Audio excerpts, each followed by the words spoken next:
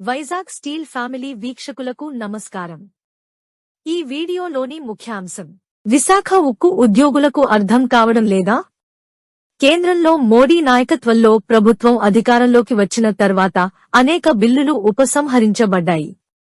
అనేక ఉద్యమాలు విజయం సాధించాయి.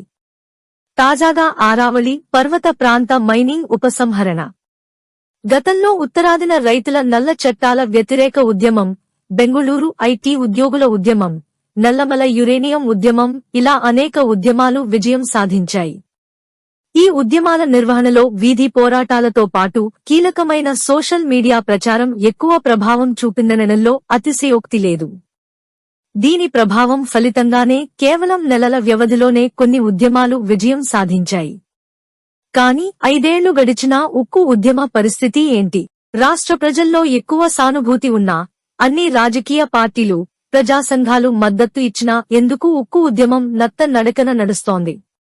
కేంద్ర ప్రభుత్వం ఎందుకు అంత ధైర్యంగా, దుర్మార్గంగా వ్యవహరిస్తోంది?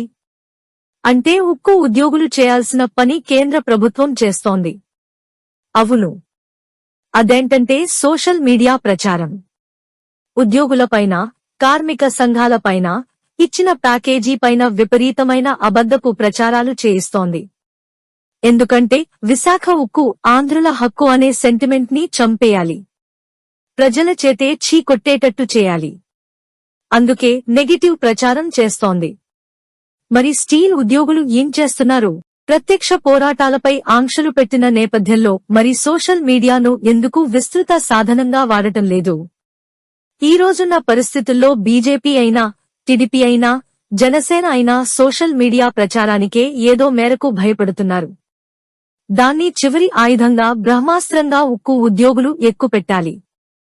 తమ కుటుంబ సభ్యులతో పాటు సోషల్ మీడియాలో, ముఖ్యంగా ట్విట్టర్ అనగా పాత ఎక్స్ అకౌంట్లో కేంద్ర ప్రభుత్వ దౌర్జన్యాలను, రాష్ట్ర ప్రభుత్వ అసమర్థతను దేశవ్యాపితంగా ప్రకంపనలు పుట్టించేలా రోజూ ప్రచారం చేయాలి. ఏ విశాఖ ఉక్కు పేరు చెప్పి అధికారంలోకి వచ్చారో అదే విశాఖ ఉక్కు ఉద్యమం తమ రాజకీయ భవిష్యత్ని సమాధి చేస్తుంది అని అర్థం అయ్యేలా చేయాలి.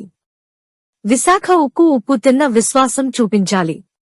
ఇప్పుడు కూడా గోళ్లు గిల్లికుంటూ కూర్చుంటే రేపు ఏడవడం మినహా చేయగలిగింది ఏమీ లేదు. మద గజం కూడా అంకుశానికే లొంగుతుంది. మర్చిపోవద్దు.